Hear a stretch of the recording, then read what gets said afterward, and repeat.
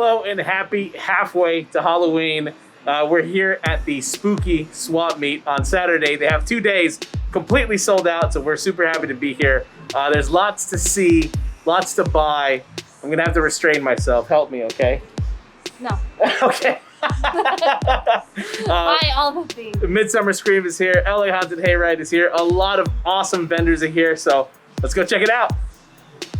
All right, let's talk about how the Heritage Square Museum was the perfect backdrop for this event. Perfect, absolutely perfect. Have you looked into anything about it? A little bit, but I know you did a little bit of a deep dive. I did. Why don't you tell us? Basically, in the 60s, they took all these houses that were going to be demolished, all these Victorian era houses, moved them to this area for restoration, Nice. and literally started a nonprofit just to preserve these houses. It's pretty cool. Yeah. So they're from all over Los Angeles. Well, I'm glad they did because they're beautiful. They're They are. gorgeous. Honestly, the architecture is unlike anything else. So I'm glad they saved them. And truly, it was perfect for this event. And plus, the site itself had a lot of room for vendors. Yeah, it was huge. The whole walk of the area was pretty significant. The space was bigger than I expected. Absolutely, yeah. It was really impressive to see how much they were able to fit in that square footage. Now let's talk about what was easily one of my favorite aspects of the event, the trick-or-treating. I mean,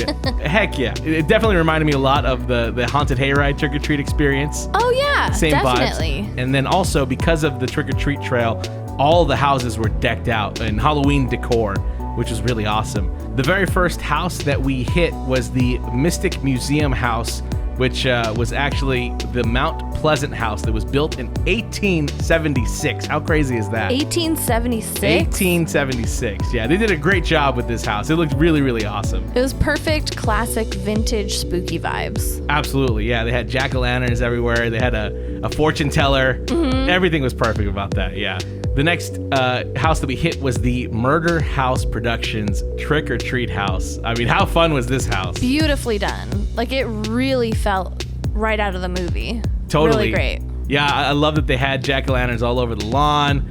They had Sam there. They had some of the other characters from the movie, some of the other spooky kids. Great sound design on that house. Absolutely, yeah. So it was cool. Nice photo op. And of course, one of the major sponsors of the event, LA Haunted Hayride, was there with the late Monty Revolta handing out candy with him and his crew. Listen, I don't know where they dug Monty Revolta up, but I'm glad that they found him.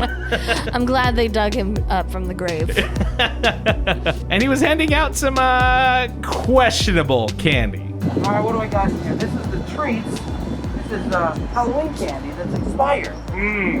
Yeah, I guess what year it's from? Midnight Falls, 1985. Ah, yes. Good stuff. Vintage. We love Italian. Excellent year. Oh wait, this one? I took a bite out of it to see if it's good. It's still good. Oh, good, good, Oh, good. good. This one I licked. Oh, nice. I'm not picking that up. Just leave it there. All right, you want the trick? Let's do it. Oh, very nice. This one is a soil thermometer. You like that one? Nice. And I got one in here, which I'm guessing you already have. It's called the restraining order. Happy Halloween to you. Thanks, Monty. Appreciate it. You're very welcome. Enjoy. So with the garden, cemetery, the smoke machine, the jack-o'-lanterns everywhere, it was perfect. Absolutely.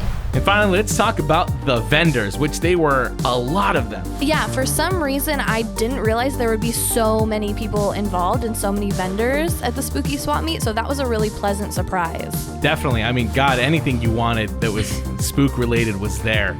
From pins to lanyards to t-shirts. What were some of your favorite vendors that made an appearance? I was extremely excited to see Bad and Bruja lashes. Yeah. They have incredible lashes, and they had some really fantastic deals. So it was really cool to get to see them at this event and to snag a few lashes and things myself. I myself was really excited to see Tino Evil there. They produced some really, really awesome t-shirts, and they made one that was specific for the event, which was really cool. So I nabbed that, and then I also nabbed a shirt that was made for Midsummer Scream, the online event they had in 2020. So Tino Evil, keep up the good work. Great job.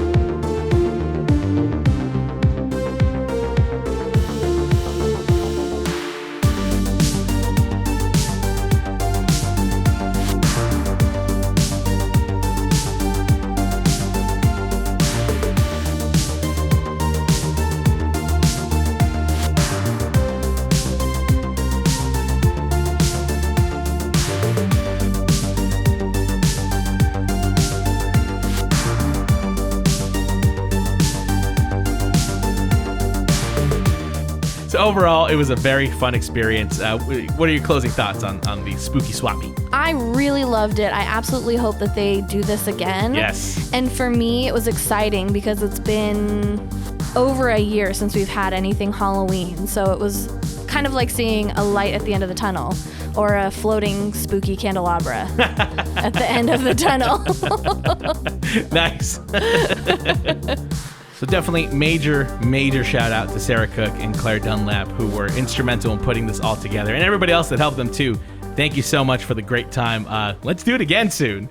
All right, that's going to do it for our day here at the Spooky Swap Meet. It was such a blast, truly. A lot of fun, lots of great things to see, lots of great merch to buy, lots and lots of vendors, spooky decor, fog. I mean, what more can you ask for? Be sure and follow us on Instagram and Twitter at The Hauntline. You can visit us on the web for all of our stuff. And then also, don't forget, you can download our podcast wherever you download your podcast.